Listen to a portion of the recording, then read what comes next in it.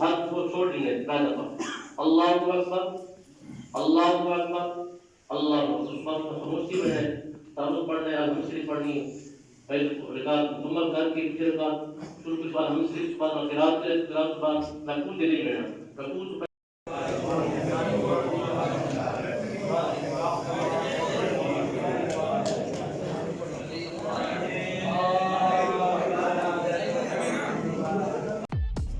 ईद का दिन हो और बच्चे घूम के जिद ना करें ये तो हो नहीं सकता। तो ये बच्चों को हम झील पे लेके आए हैं, बड़े सेलिब्रेट कर रहे हैं। व्यू आपके सामने है झील का, आपको व्यू दिखाते हैं 1 मिनट।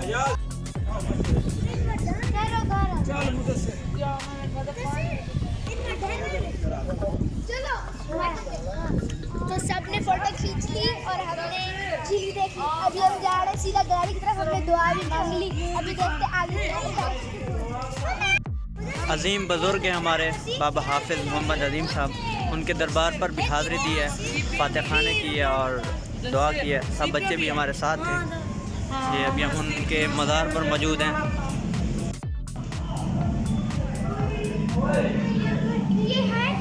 हमने सेलिब्रेट कर रही है और हम वापस घर की तरफ जा रहे हैं। बड़ा गंदा